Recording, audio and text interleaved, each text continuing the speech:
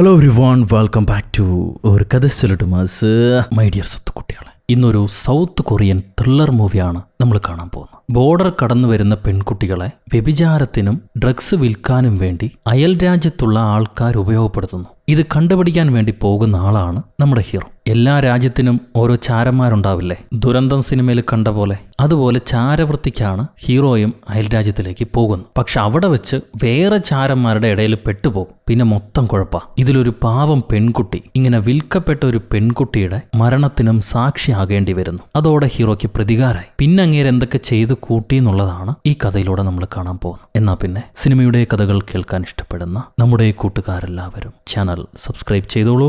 നമുക്കിപ്പോ ഈ കഥയിലേക്ക് കടക്കാം. ഈ സിനിമയുടെ തുടക്കത്തിൽ ഏതോ ഒരു പഴയ കെട്ടിടത്തിൽ താമസിക്കുന്ന ഈ ചേട്ടനാണ് നമ്മുടെ ഹീറോ. അദ്ദേഹം ഒരു സ്പൈ ഏജന്റാണ്, സൗത്ത് കൊറിയയുടെ സ്പൈ ഏജന്റ്. ഇപ്പൊ ഏട്ടൻ സൗത്ത് ഈസ്റ്റ് ഏഷ്യയിലെ ഏതോ ഒരു നഗരത്തിലാണ്, കൊറിയയിലല്ല, പുറത്ത്. തോക്കൊക്കെ എടുത്ത് ആരും അറിയാത്തൊരു ടൂറിസ്റ്റിനെ പോലെ ഇങ്ങനെ ഒരു ബ്രോത്തലിലേക്ക് പോവാണ്. അവിടെ ഒരു പൊക്കം കുറഞ്ഞ മനുഷ്യൻ പൈസയും വാങ്ങി പുള്ളിക്കാരനെ ഒരു മുറിയിലേക്ക് കടത്തിവിടും. ആ മുറിയിൽ അവശയായ, ഒരുപാട് തല്ലുകൊണ്ട് മുറിവേറ്റ ഒരു പെൺകുട്ടിയുണ്ട്. അവൾക്ക് ഇവർ ധാരാളം മയക്കുമരുന്ന് കുത്തിവെക്കുന്നുണ്ടെന്നുള്ളത് കാണുമ്പോൾ മനസ്സിലാകും. ഹീറോ വരുമ്പോൾ തന്നെ ആ പെൺകുട്ടി വസ്ത്രം മാറാൻ ശ്രമിക്കുന്നു. ഉടനെ ഹീറോ, സോറി, ഇത് ഞാനാണ്, വസ്ത്രം മാറണ്ട, നമുക്ക് ഇന്റർവ്യൂ നടത്താമെന്ന് പറയും. എന്നിട്ട് ഈ പെൺകുട്ടിയെ കൊണ്ടുവന്ന് ഇരുത്തി മൊബൈൽ ഫോണിൽ വീഡിയോ ക്യാമറ ഓൺ ചെയ്തിട്ട് അവളെ കയ്യിലൊരു ഹെൽത്ത് മോണിറ്ററും കെട്ടിക്കൊടുത്ത് ഹീറോ അവൾ ഇന്റർവ്യൂ ചെയ്യാണ്. ഈ ഇന്റർവ്യൂ ചെയ്യുന്ന വിഷയങ്ങളും ആ പെൺകുട്ടിയുടെ ഹെൽത്തും ഇതേ സമയം ഹീറോടൊപ്പം വർക്ക് ചെയ്യുന്ന മറ്റ് സ്പൈകൾ വേറൊരിടത്ത് നിന്ന് കാണുന്നുണ്ട്. ഈ പെൺകുട്ടി ഹീറോയ്ക്ക് ഒരു സമ്മാനം കൊടുക്കും. കുറച്ചു നാളായി ആരും അറിയാതെ ഹീറോ ഈ പെൺകുട്ടിയെ കണ്ട്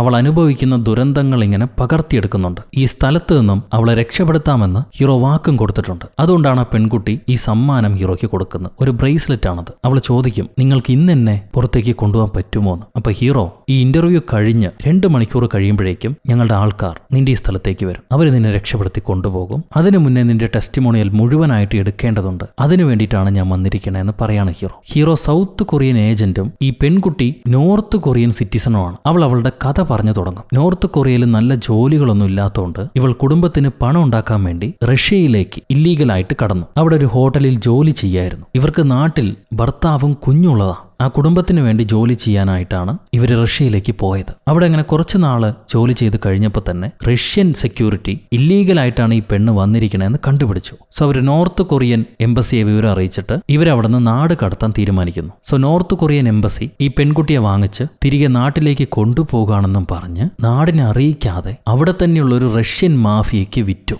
ആ റഷ്യൻ മാഫിയക്കാരാണ് ഈ പെണ്ണിനെ ഈ രാജ്യത്തേക്ക് കടത്തി ഇപ്പൊ വ്യഭിചാരം ചെയ്യിപ്പിച്ചുകൊണ്ടിരിക്കുന്നത്. അതിന് സമ്മതിക്കാത്തതുകൊണ്ട് തുടരെ ഈ പെണ്ണിനെ അവര് മയക്കുമരുന്ന് കുത്തിവെക്കുന്നുണ്ട്. ഇതേ സമയം ഇതെല്ലാം കേട്ടുകൊണ്ടിരിക്കുന്ന ഹീറോയുടെ ടീമിലെ ആൾക്കാർ അവർ ചോദിക്കുകയാണ് ഏത് മയക്കുമരുന്നാണെന്ന്. ബിങ്കഡു എന്ന് പറഞ്ഞൊരു മയക്കുമരുന്നാണ്. അത് ആക്ച്വലി ക്രിസ്റ്റൽ മെത്താണ്. ഹീറോയുടെ ടീം അന്വേഷിക്കുന്നത് ഡ്രഗ്സിനെ പറ്റിയാണ്. അവരെ നാട്ടിലേക്ക് ഇല്ലീഗലായിട്ട് കടന്നു വരുന്ന ഡ്രഗ്സിനെ പറ്റി അന്വേഷിക്കാനാണ് ഹീറോ ഈ പെൺകുട്ടിയുടെ സഹായം തേടിയിരിക്കുന്നത്. പകരമായിട്ട് അവളെ രക്ഷപ്പെടുത്തിക്കോളാമെന്ന് വാക്കു കൊടുത്തിട്ടുണ്ട്. ഹീറോയുടെ ക്യാപ്റ്റൻ പറയും, ഈ ഹ്യൂമൻ ട്രാഫിക് കേസിനെ പറ്റി നമ്മൾ അറിയേണ്ട ആവശ്യമില്ല, കാരണം ആ പെൺകുട്ടി നമ്മുടെ രാജ്യക്കാരിയല്ല. അതുകൊണ്ട് ഡ്രഗ്സിന്റെ കേസിനെ പറ്റി മാത്രം ചോദിക്കുക, അതാണ് നമ്മൾ അറിയേണ്ടത്. അത് ചോദിച്ച് മനസ്സിലാക്കിയിട്ട് എത്രയും പെട്ടെന്ന് അവിടുന്ന് ഇറങ്ങി വായോ എന്ന് പറയാണ് ഹീറോയുടെ ക്യാപ്റ്റൻ. അവർ ചാരന്മാരായതുകൊണ്ട് അവരെ യഥാർത്ഥ ഐഡന്റിറ്റി ആ രാജ്യത്തിലുള്ളവർ അറിയാൻ പാടില്ല. അതുകൊണ്ട് രഹസ്യമായിട്ടാണ് ഇതെല്ലാം ചെയ്യുന്നത്. ഇപ്പൊ കൂടുതലായിട്ട് ഡ്രഗ്സിനെ പറ്റി ചോദിക്കുമ്പോൾ ആ പെൺകുട്ടി ക്യാമറയെ നോക്കി കരഞ്ഞുകൊണ്ട് പറയാ, ഞാൻ എല്ലാ വിഷയത്തിനെ പറ്റി നിങ്ങളോട് പറയാം സാർ, എല്ലാ സത്യവും തുറന്നു പറയാം. ദയവ് ചെയ്ത് എന്നെ ഇവിടുന്ന് രക്ഷപ്പെടുത്തി കൊണ്ടുപോയാൽ മാത്രം മതി. എനിക്ക് എന്റെ കുഞ്ഞിനെ കാണണം, ഞാൻ യാചിക്കുകയാണ്, എന്നെ ഒഴിവാക്കല്ലേ എന്ന് പറഞ്ഞ് പൊട്ടിക്കരയാണ് ആ പെൺകുട്ടി. എന്നാൽ ഈ പെണ്ണ് കരയുന്നത് പുറത്ത് അവളെ കൊണ്ട് ജോലി എടുപ്പിക്കുന്ന അവിടുത്തെ മാഫിയ സംഘം കേൾക്കുന്നുണ്ട്. അവരുടനെ ഡോറ് തുറന്ന് അകത്തേക്ക് വരാൻ ശ്രമിക്കുന്നു. ഇതറിഞ്ഞ ഹീറോ അങ്ങേരെ ക്യാപ്റ്റനോട് ഒരു ബാക്കപ്പ് ടീമിനെ അങ്ങോട്ട് അയക്കാൻ പറയും. എന്നാൽ ക്യാപ്റ്റൻ നമ്മുടെ ഐഡന്റിറ്റി വെളിപ്പെടാൻ പാടില്ല, അതുകൊണ്ട് വഴക്കൊന്നും ഉണ്ടാക്കാതെ നീ മിണ്ടാതെ അവിടെ നിന്ന് ഇറങ്ങി വായോ, അല്ലെങ്കിൽ ഈ രാജ്യത്ത് നമ്മൾ പിടിക്കപ്പെടുമെന്ന് പറയാം. ഇത് കേട്ട ഹീറോ ചോദിക്കും, നിങ്ങൾ എന്താണ് പറയുന്നത്? ഈ പെൺകുട്ടിയെ ഇവിടെ ഇങ്ങനെ ഒഴിവാക്കിയിട്ട് വരണം എന്നാണോ പറയുന്നത്? എനിക്കതിന് കഴിയില്ല, അവളെ രക്ഷപ്പെടുത്താമെന്ന് നമ്മൾ വാക്ക് കൊടുത്തിട്ടുണ്ട്. ഇത് കേട്ട ക്യാപ്റ്റൻ പറയും, ആദ്യം നീ ആ ഇന്റർവ്യൂ ചെയ്ത ഡീറ്റെയിൽസ് കൊണ്ടുപോവാ, അത് കഴിഞ്ഞ് പെർമിഷൻ വാങ്ങിച്ച് അവൾ അവിടുന്ന് രക്ഷപ്പെടുത്താം. ഇപ്പൊ അവിടുന്ന് രക്ഷപ്പെടാനുള്ള വഴി നോക്കുന്നു. ഹീറോ ഈ കാര്യം ആ പെൺകുട്ടിയെ അറിയിക്കുന്നു. ഞാൻ ഇവിടുന്ന് ഇപ്പൊ ഇറങ്ങി പോവാണ്, നീ ഭയപ്പെടേണ്ട, ഞാൻ കൂടുതൽ ആൾക്കാരുമായിട്ട് തിരിച്ചു വരാം, അതുവരെ ഒന്ന് പിടിച്ചു നിൽക്കാൻ പറയും. പക്ഷെ അവൾക്ക് വിശ്വാസമില്ല, അവൾക്ക് പേടിയാ, ഈ റൗഡികൾ അവളെ കൂടുതൽ ഉപദ്രവിക്കും. അതുകൊണ്ട് എങ്ങനെയെങ്കിലും ഇപ്പൊ തന്നെ എന്നെ വിളിച്ചോണ്ട് പോന്നു പറഞ്ഞ് അവൾ കരഞ്ഞ് യാചിക്കുന്നു. അപ്പോഴേക്കും ഈ മാഫിയ കുണ്ടന്മാര് ആ മുറിക്കകത്തേക്ക് വന്നു കഴിഞ്ഞു. അതിലൊരു നരുന്നുണ്ട്, അവനാണ് കൂടുതൽ കുഴപ്പക്കാർ. അവൻ ഇറങ്ങിപ്പോടാൻ നിന്റെ സമയം കഴിഞ്ഞു എന്ന് പറഞ്ഞ് ഹീറോയെ ഇറക്കി വിടുക. ഹീറോ പോകാൻ നേരം ഇവന്മാരെ ഉപദ്രവിക്കുമെന്ന് മനസ്സിലായിട്ട് പെണ്ണ് കരഞ്ഞുകൊണ്ട് എന്നെ വിട്ടിട്ട് പോവല്ലേ, എന്നെയും കൂടെ കൂട്ടിക്കൊണ്ടുപോ, നിങ്ങൾ സൗത്ത് കൊറിയക്കാരായിട്ടും ഞാൻ നിങ്ങൾ ഒരുപാട് വിശ്വസിച്ചില്ലേ, എല്ലാ സത്യങ്ങളും തുറന്നു പറഞ്ഞില്ലേ, എന്നെ ഇങ്ങനെ ഒഴിവാക്കാൻ പാടുണ്ടോ, എന്നെ വിട്ടിട്ട് പോകല്ലേ എന്നും പറഞ്ഞ് അവള് കരയാണ്. ഈ സമയത്ത് ആ റൗഡികള് പെണ്ണിന്റെ പള്ളക്കിടിച്ച് അവളെ താഴെ കിടത്തി മയക്കുമരുന്ന് കുത്തിവെക്കാൻ ശ്രമിക്കുന്നു. ഇതുവരെ ക്ഷമിച്ച ഹീറോ, തന്റെ ഐഡന്റിറ്റി റിവീൽ ആവാൻ പാടില്ല എന്ന് വിചാരിച്ച ഹീറോ തിരിഞ്ഞു വന്ന ഓരോരുത്തന്മാരെയായി എടുത്ത് വലിച്ചിട്ട് അടിക്കുകയാണ്. അവിടെ ഒരു കുഴപ്പമുണ്ടാക്കരുത്, എത്രയും പെട്ടെന്ന് ഇറങ്ങി വായോ എന്ന് ഹീറോയുടെ ക്യാപ്റ്റൻ പറയുന്നുണ്ട്. എന്നാൽ ഹീറോ ഇവന്മാരെല്ലാം അടിച്ചിടുമ്പോൾ കൂടുതൽ റൗഡികൾ അങ്ങോട്ട് ഓടി വരുന്നു. കയ്യിൽ തോക്കുണ്ട്, അതെടുത്ത് വേണമെങ്കിൽ പ്രയോഗിക്കാം. ഈ പെൺകുട്ടിക്ക് ഓൾറെഡി അവർ ഡ്രഗ്സ് കൊടുത്തു കഴിഞ്ഞു, അവൾ മരിച്ചുകൊണ്ടിരിക്കുക. എന്നാൽ തോക്ക് ഉപയോഗിച്ചാൽ അത് സ്പൈകളാണ് ചെയ്തിരിക്കണതെന്ന് അവിടുത്തെ ഗവൺമെന്റ് മനസ്സിലാക്കും. സോ തോക്ക് ഉപയോഗിക്കാനുള്ള പെർമിഷൻ ഇല്ല ഹീറോയ്ക്ക്. തോക്ക് തരാൻ വെടിവെക്കാൻ പാടില്ല എന്ന് പറയില്ലേ, അതേ സെറ്റപ്പ്. അതുകൊണ്ട് ആ തോക്ക് മടക്കി പിടിച്ച് അതുകൊണ്ട് ബാക്കിയുള്ള റൗഡികളെല്ലാം അടിച്ചിട്ടിട്ട് പെൺകുട്ടിയെ രക്ഷപ്പെടുത്തി ഹീറോ അവരെ സങ്കേതത്തിലേക്ക് ഓടി വരാണ്. അവിടുന്ന് ഈ ബോധം കെട്ട് കിടക്കുന്ന പെൺകുട്ടിക്ക് ഇവര് CPR കൊടുക്കുന്നു. പക്ഷെ അവൾ എഴുന്നേൽക്കുന്നില്ല. ഇവള് മരിച്ചു പോകുന്ന ഹീറോയ്ക്ക് ഒരിക്കലും അക്സെപ്റ്റ് ചെയ്യാൻ പറ്റില്ല. കാരണം അവസാന നിമിഷം വരെ ആ പെണ്ണ് കേഴുകയായിരുന്നു, ദയവ് ചെയ്ത് എന്നെ രക്ഷപ്പെടുത്തുമെന്നും പറഞ്ഞു. അതുകൊണ്ട് CPR കൊടുക്കുന്നവര് നിർത്തിയിട്ടും ഹീറോ വീണ്ടും പരിശ്രമിച്ച് നോക്കുക, എങ്ങനെയെങ്കിലും അവളെ ജീവൻ തിരിച്ചു കൊണ്ടുവരാൻ വേണ്ടിയിട്ട്. പക്ഷെ കഴിഞ്ഞില്ല, ആ പെൺകുട്ടി മരണപ്പെട്ടു. ഇത്രയും വൈകിക്കാതെ നേരത്തെ തന്നെ അവളെ ബ്രോത്തലിൽ നിന്ന് രക്ഷപ്പെടുത്തിയിരുന്നെങ്കിൽ ഇന്ന് ഈ പെണ്ണിന് ജീവൻ ഉണ്ടായിട്ടുണ്ടാവും. ഇതിന് കാരണക്കാരൻ നിങ്ങളാണെന്ന് ഹീറോ ക്യാപ്റ്റനെ കുറ്റപ്പെടുത്താണ്. അത് കേട്ട ക്യാപ്റ്റൻ പറയും, നമ്മൾ ചെയ്യുന്ന തൊഴിലിൽ ഒരുപാട് പേര് മരണപ്പെട്ടേക്കാം, പക്ഷെ അതിനൊന്നും കാരണക്കാരൻ നമ്മളല്ല. ഇതിൽ സെന്റിമെന്റ്സ് നോക്കേണ്ട ആവശ്യമില്ല, മുന്നോട്ട് പോകുമ്പോൾ നിനക്കത് മനസ്സിലായിക്കോളുന്നു. ഇത് കഴിഞ്ഞ് ഹീറോ തന്റെ സ്വന്തം രാജ്യത്തിലേക്ക് തിരിച്ചു വരുന്നു, സൗത്ത് കൊറിയ. അവിടെ വെച്ച് ഇവരെ ടീം ശേഖരിച്ച ഡ്രഗ് ഡീലർമാരെ പറ്റിയുള്ള വിവരങ്ങളെല്ലാം അവരവിടുത്തെ കമാൻഡർക്ക് കൈമാറാണ്. അപ്പോഴായിരിക്കും ഹീറോ പറയുന്ന ഡ്രഗ് ഡീലിങ്സ് മാത്രമല്ല നടക്കുന്ന നോർത്ത് കൊറിയൻ പെൺകുട്ടികളെ ഇതിലെ പല മാഫിയക്കാരും പിടിച്ചുകൊണ്ടുപോയി മറ്റ് ദേശത്തേക്ക് വിൽക്കുന്നുണ്ട്, ഹ്യൂമൻ ട്രാഫിക്കിംഗ് നടക്കുന്നുണ്ട്. അതും കൂടെ ഇതിലൂടെ വെളിപ്പെട്ടിരിക്കുന്നു. ഇത് കേട്ട് ക്യാപ്റ്റൻ പറയും, നമുക്ക് ആ വിവരത്തിന്റെ ആവശ്യമില്ല. എന്നാൽ കമാൻഡർ ഈ വിവരങ്ങളെപ്പറ്റിയുള്ള ഫയല് വാങ്ങിച്ചിട്ട് ചൈനയും റഷ്യയും അതുപോലെ നോർത്ത് കൊറിയയിലെ എംബസി ആൾക്കാരും ഇങ്ങനെ ഹ്യൂമൻ ട്രാഫിക്കിംഗ് ചെയ്യുന്നുണ്ടെങ്കിൽ അത് ലോകത്തോട് വിളിച്ചു പറയേണ്ടത് നമ്മുടെ കടമയാണ്. ഈ ഇല്ലീഗൽ വിഷയം നമുക്ക് ഐക്യരാഷ്ട്രസഭയിൽ അറിയിക്കാനുണ്ട്. അതുകൊണ്ട് ഇതിനെപ്പറ്റി കൂടുതൽ അന്വേഷിക്കാനായി ഹീറോയോട് റഷ്യയിലെ വ്ളാഡിവോസ്റ്റോക്ക് എന്ന നഗരത്തിലേക്ക് പോകാൻ പറയാണ്. അങ്ങനെ ഹീറോ ആ നഗരത്തിലേക്ക് വരുന്നു. അവിടെ ഒരു പ്രധാനപ്പെട്ട റഷ്യക്കാരനുണ്ട്. പുള്ളിക്കാരനെ ഹീറോ ചെന്ന് പരിചയപ്പെടാണ്. ഇവർ തമ്മിൽ കണ്ടുമുട്ടുന്നത് അവിടുത്തെ ഒരു വലിയ ഹോട്ടലിൽ വെച്ചാണ്. ഈ ഹോട്ടലിൽ ഒരുപാട് കൊറിയൻ പെൺകുട്ടികൾ ജോലി ചെയ്യുന്നുണ്ട്. അതിലെ ഒരു പെൺകുട്ടിയെ അവിടുത്തെ കെയർ ടേക്കർ വന്നിരിക്കുന്നത് വലിയ പണക്കാരാണ്, നീ അവരെ കാര്യമായിട്ട് ശ്രദ്ധിക്കണം എന്ന് പറഞ്ഞു വിടുന്നു. ഹീറോയെ കാണുമ്പോൾ ആ പെൺകുട്ടി ചോദിക്കും, നിങ്ങൾ സൗത്ത് കൊറിയൻ ആണോ? ഞാൻ നോർത്താണ്. എങ്കിൽ പോലും നമ്മുടെ സ്വദേശക്കാരെ പുറം രാജ്യത്ത് വെച്ച് കാണുന്നതിൽ എനിക്ക് സന്തോഷമുണ്ട്. നിങ്ങൾക്ക് വേണ്ട സേവനം അറിയിച്ചോളൂ, ഞങ്ങളിതിവിടെ പൂർത്തീകരിച്ചു തരും. നിങ്ങളെ പ്രത്യേകം ശ്രദ്ധിക്കാനായിട്ടാണ് ഞാൻ വന്നിരിക്കുന്നത്. അത് കേൾക്കുമ്പോൾ ഹീറോ പറയും, ഈ റഷ്യക്കാരനുമായിട്ട് എനിക്കൊരു ബിസിനസ് ഡീലുണ്ട്, അതുകൊണ്ട് പുള്ളിക്കാരനെ വേണം നീ കാര്യമായിട്ട് ശ്രദ്ധിക്കാൻ. അങ്ങനെയാണെങ്കിൽ ഞാൻ വളരെ സന്തോഷവാനാകും. അതിന് ആ പെൺകുട്ടി തീർച്ചയായും എന്ന് പറഞ്ഞ് ഇവർക്ക് വേണ്ട ഭക്ഷണം എടുക്കാൻ വേണ്ടി പോകുന്നു. ഈ സമയത്ത് നോർത്ത് കൊറിയയിലെ ബോർഡർ പ്രദേശം, അവരുടെ ബോർഡറിൽ തന്നെയാണ് റഷ്യയും ചൈനയും ഉള്ളത്. അപ്പൊ അവിടെ കുറച്ച് നോർത്ത് കൊറിയൻസ് ഇല്ലീഗലായി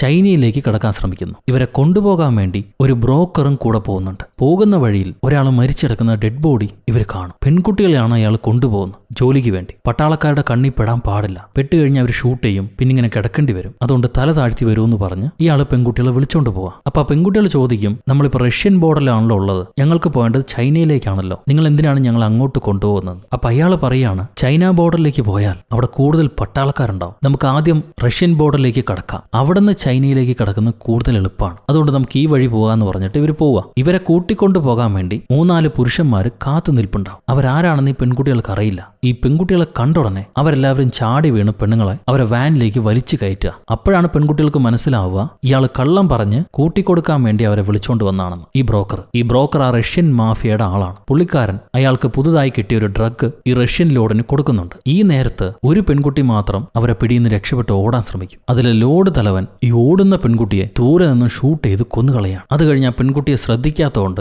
ഈ ബ്രോക്കറുടെ ചെവിക്കിട്ടും ഒരു വെടി പൊട്ടിച്ച് കൊടുക്കുന്നുണ്ട്. പിന്നെ ഇവർ പണം കൊടുത്തിട്ട് ആ ബോഡിയെല്ലാം അവിടെ നിന്ന് ക്ലിയർ ചെയ്യാൻ പറയും. ഇത് കഴിഞ്ഞ പെൺകുട്ടികളെ പിടിച്ചോണ്ട് പോകുന്ന സമയത്ത് അയാൾക്ക് കിട്ടിയ മയക്കുമരുന്ന് ടെസ്റ്റ് ചെയ്യുന്നുണ്ട്. അതിനുള്ള എക്യുപ്മെന്റ് ഒക്കെ അവരുടെ കയ്യിൽ തന്നെ ഉണ്ടാവും. അത് ഒറിജിനൽ മരുന്നാണ്. ഈ സീൻ കഴിയുമ്പോൾ നമ്മുടെ ബ്രോക്കർ അയാളുടെ വീട്ടിലേക്ക് ഏതോ ഒരു കോൾ ഗേളിനെ കുട്ടികളെ വിളിച്ചുകൊണ്ട് വരുന്നു. 2 കുപ്പി മദ്യമൊക്കെ കഴിച്ച് എൻജോയ് ചെയ്യാൻ വേണ്ടി നിൽക്കുന്ന സമയം ഇരുട്ടി ഒളിച്ചിരുന്ന ഒരു മനുഷ്യൻ ഇവന്റെ പുറത്തേക്ക് അമ്പ് ചെയ്യുക. അതാണ് നമ്മുടെ second hero, North Korean spy. സൗത്തിലെ നമ്മുടെ ഹീറോനെ കണ്ടില്ലേ, അതുപോലെ നോർത്തിലെ ഗവൺമെന്റിനും അവരുടേതായ സ്പൈകളുണ്ട്. ഇപ്പൊ നോർത്തിലെ പെൺകുട്ടികളെ ആരോ നാട് കടത്തുന്നുണ്ടെന്ന് മനസ്സിലാക്കി അതാരാണെന്ന് കണ്ടുപിടിക്കാൻ വേണ്ടിയിട്ടാണ് ഈ സെക്കൻഡ് ഹീറോ നമ്മുടെ ബ്രോക്കറിനെ പിടിച്ചിരിക്കുന്നത്. എന്നിട്ട് അയാൾ ആ ബ്രോക്കറിനെ നേരെ എംബസിയിലേക്ക് കൊണ്ടുവരുന്നു, ഇതേ റഷ്യയിലുള്ള എംബസിയിലേക്ക്. അവനെ ചോദ്യം ചെയ്യാൻ വേണ്ടി നിൽക്കുമ്പോഴാണ് ഇവർ എംബസിയിലെ സ്പൈ ക്യാപ്റ്റൻ ആ മുറിയിലേക്ക് കടന്നു വരുന്നു. പുള്ളിക്കാരൻ ഇനി ഈ കേസ് ഞാൻ മുന്നോട്ട് നോക്കിക്കോളാന്ന് പറഞ്ഞിട്ട് ആ ബ്രോക്കറോട് അവൻ ചെയ്ത തെറ്റുകളെല്ലാം ഒരു പേപ്പറിൽ എഴുതാൻ പറയും. എന്നിട്ട് നമുക്ക് ഭക്ഷണം കഴിച്ചിട്ട് വരാം, അതിനുള്ളിൽ അവൻ എഴുതി തീരട്ടെ എന്ന് പറഞ്ഞ് അവിടെ നിന്ന് ഇറങ്ങി പോവാ. എന്നാൽ സെക്കൻഡ് ഹീറോയ്ക്ക് മനസ്സിലായി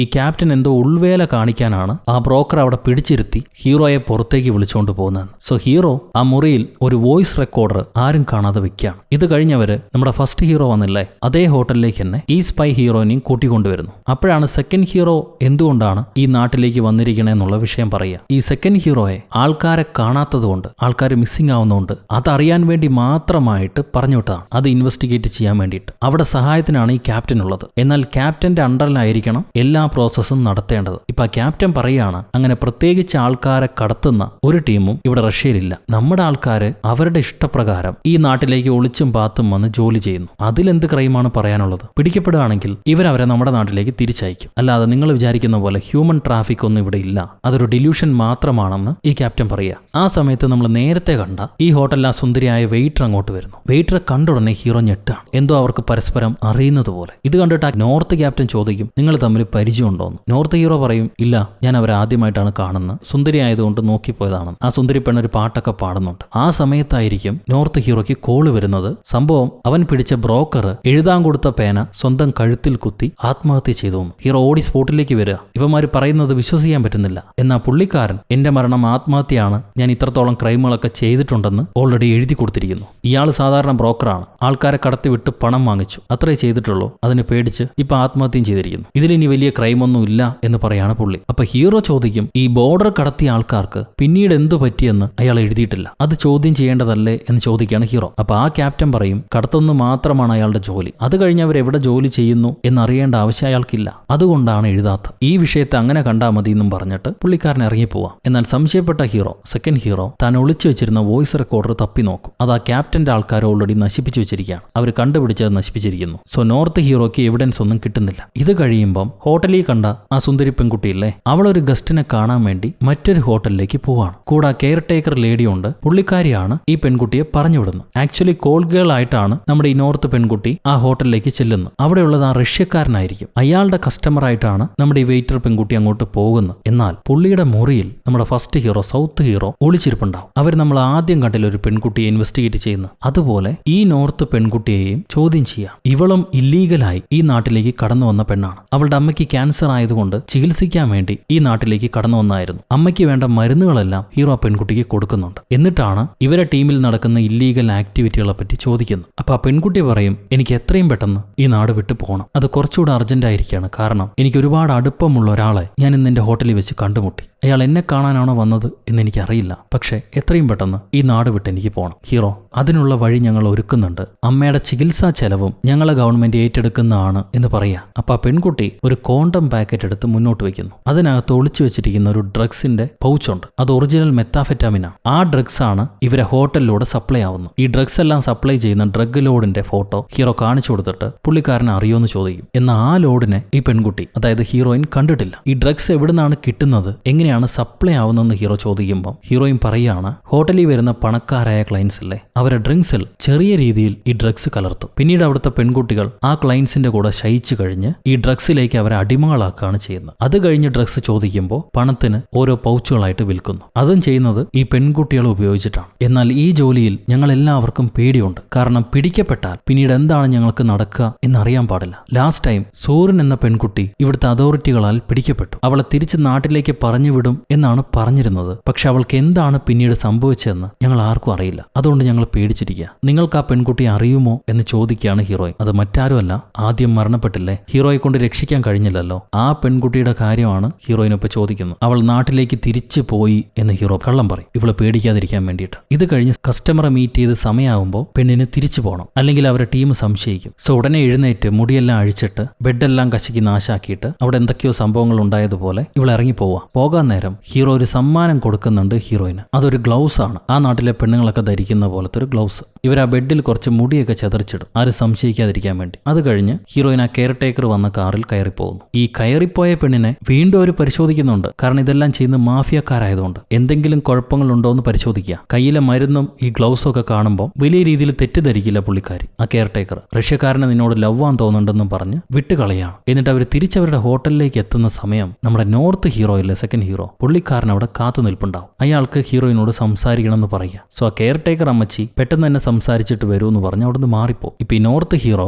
നിനക്ക് സുഖമല്ലേ, അമ്മ എന്ത് ചെയ്യുന്നു, അമ്മയ്ക്ക് വേണ്ടിയിട്ടാണോ നീ ബോർഡറും കടന്നിങ്ങോട്ട് വന്നത്, എന്നാൽ ഒരു വാക്ക് എന്നോട് പറയായിരുന്നു, ഹൃദയമില്ലാതെ എന്നെ ഉപേക്ഷിച്ചിട്ട് പോകാതിരിക്കായിരുന്നു. അത് കേൾക്കുമ്പോൾ അവൾ ചോദിക്കുകയാണ്, നീ എനിക്ക് വേണ്ടിയിട്ടാണോ ഇങ്ങോട്ട് വന്നതെന്ന്. നോർത്ത് ഹീറോ പറയും, ഞാൻ ഇപ്പോൾ ചെയ്യുന്ന ജോലി എന്താണെന്ന് നിനക്കറിയാം, ആരും അറിയാതെ എല്ലാം മറച്ചുകൊണ്ട് ഒരിടത്ത് താമസിക്കാൻ പറ്റുമെന്ന് നീ വിചാരിക്കുന്നുണ്ടോ, എനിക്കത് കണ്ടുപിടിക്കാൻ പറ്റില്ല എന്ന് നീ കരുതിയോ. അത് കേൾക്കുമ്പോൾ ഹീറോയിന് മനസ്സിലായി അവളെ കണ്ടുപിടിക്കാനായിട്ടാണ് ഇയാൾ ഈ ജോലിയുടെ കാര്യവും പറഞ്ഞ് നാട്ടിലേക്ക് വന്നിരിക്കണേന്ന്. അവൾ പറയും, എന്നോർത്ത് ഇനിയും നീ ഇവിടെ സമയം കളയണ്ട, തിരിച്ചു പോകുന്നതാണ് നിനക്ക് നല്ലത്, എന്റെ കുടുംബത്തിന് വേണ്ടിയാണ് ഞാൻ ഇവിടെ താമസിക്കുന്നത്, അതിട്ട് ഞാൻ എങ്ങോട്ടും പോകില്ല എന്ന് പറഞ്ഞ് ഇവള് ഹോട്ടലിലേക്ക് കയറി പോവാ. ഈ സംഭവങ്ങളെല്ലാം ആ നോർത്ത് എംബസിയിലെ ക്യാപ്റ്റനിലെ അയാളുടെ ആള് വീഡിയോ പിടിക്കുന്നുണ്ട്. എന്നിട്ട് ഈ കാര്യം പുള്ളിക്കാരൻ അയാളെ ക്യാപ്റ്റനെ വിളിച്ചു പറയും. അപ്പൊ ക്യാപ്റ്റൻ ഹീറോയിന്റെ പഴയ ഹിസ്റ്ററി എല്ലാം തന്നെ ചെകഞ്ഞെടുക്കാൻ പറയാ. അവർ തമ്മിൽ എന്തെങ്കിലും ബന്ധമുണ്ടോ എന്ന് കണ്ടുപിടിക്കണം. അങ്ങനെ നമ്മൾ അവർ പറ്റിക്കാൻ ഒരു ഇടവരുത്തി കൊടുക്കരുത്. എന്റെ ഇല്ലീഗൽ ആക്ടിവിറ്റി കണ്ടുപിടിക്കാൻ വേണ്ടിയിട്ടല്ലേ അവൻ ഈ നാട്ടിലേക്ക് വന്നത്, അവന്റെ ആക്ടിവിറ്റീസ് നമുക്ക് കണ്ടുപിടിച്ച് അവനെ എക്സ്പോസ് ചെയ്ത് തീർക്കണം, അതാണ് നമ്മൾ ഇനി ചെയ്യേണ്ടതെന്ന് നോർത്ത് ക്യാപ്റ്റൻ അവന്റെ ആൾക്കാരോട് പറയാം. ഈ സമയത്ത് നമ്മുടെ മെയിൻ ഹീറോ അല്ലേ, അങ്ങേരെ ടീമിലുള്ള ലേഡി കണ്ടുപിടിച്ചിട്ടുണ്ടാകും ഹീറോയിനെ കാണാൻ വന്നത് നോർത്തിലെ സ്പൈ ഏജന്റുമാരാണെന്ന്. ഇവർ CCTV ഫുട്ടേജ് ഒക്കെ വെച്ചിട്ട് സെക്കൻഡ് ഹീറോയെ മനസ്സിലാക്കുന്നു. സെക്കൻഡ് ഹീറോയ്ക്കും ഹീറോയിനും തമ്മിൽ പഴയൊരു അഫയർ ഉള്ളതായിട്ടും അവർ മനസ്സിലാക്കുന്നു. അതേസമയം ഈ എംബസിന്ന് ഒരു പാഴ്സൽ ഇവരാരും അറിയാതെ കൊണ്ടുപോയിട്ടുണ്ട്. അത് ആ ഡെഡ് ബോഡിയാണ്, മറ്റേ ബ്രോക്കറുടെ ഡെഡ് ബോഡി. എന്നാൽ ഇവർക്കത് എന്താണെന്ന് മനസ്സിലായിട്ടില്ല. പക്ഷെ ആ നോർത്ത് ഹീറോയെ അവരെ തന്നെ ടീമിലുള്ള ആൾക്കാർ രഹസ്യമായി നിരീക്ഷിക്കുന്നുണ്ടെന്നുള്ളത് നമ്മുടെ മെയിൻ ഹീറോയ്ക്ക് മനസ്സിലായി. ഇപ്പൊ ഇവർക്കുള്ളൊരു കുഴപ്പം എന്താന്ന് വെച്ചാൽ ഇവർക്ക് ഹീറോയിനുമായിട്ട് കണക്ഷൻ ഉണ്ടല്ലോ. അതെങ്ങാനും പുറത്തറിഞ്ഞാൽ ഹീറോയിൻ അവളെ രാജ്യത്തിന്റെ എംബസിയുടെ പിടിയിൽ തന്നെയാവും. പിന്നെ അവരെന്താ ചെയ്യാന്നറിയില്ല. സോ ഈ രഹസ്യം പുറത്തറിയുന്നതിന് മുന്നേ തന്നെ അവളെ രക്ഷപ്പെടുത്തണം എന്ന് തീരുമാനമെടുക്കുകയാണ് ഹീറോ. ഈ കാര്യം കൂടെയുള്ള ലേഡിയോട് പറയുന്നുണ്ട്. എന്നാൽ അവരെ ഗവൺമെന്റ് സമ്മതിക്കാതെ അവളെ സഹായിക്കാനോ കൂടെ കൂട്ടിക്കൊണ്ടു പോകാനോ ഹീറോയ്ക്ക് കഴിയില്ല. എന്നാലും ഒരു പെണ്ണിനെ ബലി കൊടുത്തല്ലോ, ഇവളെയും കൂടെ ബലി കൊടുക്കാൻ ഹീറോ തയ്യാറല്ല. എന്ത് വന്നിട്ടാണെങ്കിലും ഇവളെ രക്ഷപ്പെടുത്തണം എന്ന് തന്നെയാണ് ഹീറോ തീരുമാനിക്കുക. അന്ന് വൈകിട്ട് നമ്മുടെ നോർത്ത് സുന്ദരി അവൾ തനിക്ക് കിട്ടിയ ഡോളർ നോട്ടുകളെല്ലാം നാപ്കിൻ അകത്താക്കി ആരും കാണാതെ സൂക്ഷിച്ചു വെക്കുക, അമ്മയുടെ ചികിത്സയ്ക്ക് വേണ്ടി. എന്നിട്ട് ഒരു സിഗരറ്റ് വലിക്കാനായി പുറത്തേക്ക് ഇറങ്ങി വരുന്നു. അപ്പൊ അവിടുത്തെ കെയർ ടേക്കർ വന്ന് ഹീറോയിനോട് സംസാരിക്കുകയാണ്. ആ റഷ്യക്കാരന് നിന്നെ ഒരുപാട് ഇഷ്ടമാണെങ്കിൽ അയാളുടെ കൂടെ ഇറങ്ങിപ്പോയിക്കോ, ഞാൻ ആരോടും പറയില്ല, എതിർക്കാനും പോകുന്നില്ല. പണ്ട് ഇവിടെ ഉണ്ടായിരുന്ന ഒരു പെൺകുട്ടി അങ്ങനെയാണ് ഇറങ്ങിപ്പോയത്, ആരെങ്കിലും നോക്കാനുണ്ടെങ്കിൽ നമ്മൾ രക്ഷപ്പെട്ടു. എന്റെ ചെറുപ്രായത്തിൽ എനിക്ക് അങ്ങനെ ഒരു ചാൻസ് ഉണ്ടായതാ, ഭയന്നിട്ട് ഞാൻ പോയില്ല. അങ്ങനെ പോയിരുന്നെങ്കിൽ സന്തോഷമുള്ള ഒരു ജീവിതം എനിക്ക് കിട്ടിയേ, നീ അത് മിസ്സാക്കരുത് എന്നും പറഞ്ഞിട്ട് അമ്മച്ചി അവിടെ നിന്ന് മാറിപ്പോ. യാഥാർത്ഥ്യം അമ്മച്ചിക്ക് അറിയില്ല, എന്നാലും പാവം പെണ്ണിനെ ഒന്ന് സഹായിക്കാൻ നോക്കിയതാ. അപ്പൊ ഹീറോയിൻ തന്റെ കോളേജ് കാലഘട്ടത്തിൽ ഒരു ഫോട്ടോ എടുത്ത് നോക്കുന്നു. അതിലുണ്ട് സെക്കൻഡ് ഹീറോ. ഇവർ ഒരുമിച്ചായിരുന്നു പഠിച്ചത്, വലിയ സ്നേഹത്തിലായിരുന്നു, രണ്ടുപേരും കമിതാക്കളായിരുന്നു. എന്നാൽ അച്ഛനില്ലാത്ത ഹീറോയിൻ അമ്മയ്ക്ക് ക്യാൻസർ രോഗം പിടിപെട്ടപ്പോൾ അവരെ ചികിത്സിക്കാൻ വേണ്ടി ആരോടും പറയാതെ അവരെയും കൂട്ടി ബോർഡർ കടന്നിങ്ങോട്ട് വന്നാണ്. ഇപ്പൊ ഈ കാര്യങ്ങളെല്ലാം നമ്മുടെ നോർത്ത് ഹീറോ ചിന്തിച്ച് രണ്ട് പെഗ്ഗു അടിച്ച് വിഷമിച്ച് കിടക്കുക. അതേസമയം ഈ എംബസി ക്യാപ്റ്റനോട് സംശയമുള്ളതുകൊണ്ട് പുള്ളിക്കാരനെതിരെ ഒരു റിപ്പോർട്ടും കൂടെ നമ്മുടെ നോർത്ത് സെക്കൻഡ് ഹീറോ തയ്യാറാക്കുന്നുണ്ട്. ഇതാ ക്യാപ്റ്റൻ കാണും. അതേ നേരത്ത് ഹീറോയിൻ ഹോട്ടലിൽ ചെന്ന് റഷ്യക്കാരനെ അല്ലാതെ മറ്റാരെയോ കണ്ടുമുട്ടുന്നുണ്ട് എന്നുള്ള വിവരം കൂടെ അയാൾ മനസ്സിലാക്കുക. എന്നിട്ട് ഈ നോർത്ത് ഹീറോയെ വിളിച്ചുകൊണ്ട് വരാൻ വേണ്ടി 2-3 പേരെ രാത്രി പറഞ്ഞു വിടുന്നുണ്ട്. നോർത്ത് ഹീറോ കള്ളന്മാരാണെന്ന് വിചാരിച്ചിട്ട് അവന്മാരെയൊക്കെ പിടിച്ചിടിക്കുകയാണ്. അപ്പോഴാണ് ഒരുത്തൻ പറയുക, ക്യാപ്റ്റൻ നിന്നെ വിളിച്ചുകൊണ്ട് വരാൻ പറഞ്ഞു, അതുകൊണ്ടാണ് ഞങ്ങൾ വന്നത്. ഇങ്ങനെ ഉടനെ എഴുന്നേറ്റ് ക്യാപ്റ്റനെ കാണാൻ വേണ്ടി പോകുന്നു. അപ്പൊ ക്യാപ്റ്റൻ പറയും, ആ ഹോട്ടലിലെ പെൺകുട്ടിയും നീയും തമ്മിലുള്ള കല്യാണം വരെ ഉറപ്പിച്ചതാ, അതെന്നോട് പറഞ്ഞിട്ടില്ല. ഞങ്ങൾ എന്തായാലും അത് കണ്ടുപിടിച്ചു. അത് മാത്രമല്ല കണ്ടുപിടിച്ചത്, നിന്റെ പഴയ കാമുകിക്ക് വേറെയും ചില ഡീലിങ്സ് ഉണ്ട്, അതും കൂടെ നീ കണ്ടോന്ന് പറഞ്ഞിട്ട് ഹോട്ടലിലെ CCTV ഫുട്ടേജ് ഈ നോർത്ത് ഹീറോയ്ക്ക് കാണിച്ചു കൊടുക്കുക. അതില് ഇവന്റെ കാമുകി നമ്മുടെ ഹീറോയിൻ ഒരു ഹോട്ടൽ മുറിയിലേക്ക് കടന്നു ചെല്ലുന്നു. അതേ ഹോട്ടലിലെ അടുത്ത മുറിയിലേക്ക് വേറൊരു കപ്പിൾ കുറച്ചു സമയം കഴിഞ്ഞ് വരുന്നുണ്ട്. ഈ റഷ്യക്കാരനുമായി സമയം ചെലവഴിച്ചതിന് ശേഷം അവൾ ഹോട്ടലിന് പുറത്തേക്ക് വന്ന് ആർക്കോ നമസ്കാരം പറയുന്നുണ്ട്. അത് ആർക്കു വേണ്ടിയായിരിക്കും? ഇനി ആ ഹോട്ടലിലെ 2 മുറികളും പരിശോധിച്ചാൽ ഒന്നിനൊന്ന് ഇന്റർ കണക്റ്റഡ് ആണ്. അകത്ത് നിന്ന് ഈ മുറികളിലേക്ക് സഞ്ചരിക്കാൻ പറ്റും. ഇതേപോലുള്ള വേറെ 3 ഹോട്ടലുകളിൽ ഇവർ മുറിയെടുത്തിട്ടുണ്ട്. അവിടെയെല്ലാം ഇങ്ങനെ ഇന്റർ കണക്റ്റഡ് ആയിട്ടുള്ള മുറികളാണ് ഇവരെടുത്തിരിക്കുന്നത്. സോ ഇതിൽ നിന്ന് വ്യക്തമാണ് നിന്റെ പഴയ കാമുകി ച്വൻസാക്കി സൗത്ത് കൊറിയൻ സ്പൈകളുമായിട്ട് കോണ്ടാക്ട് ഉണ്ട്.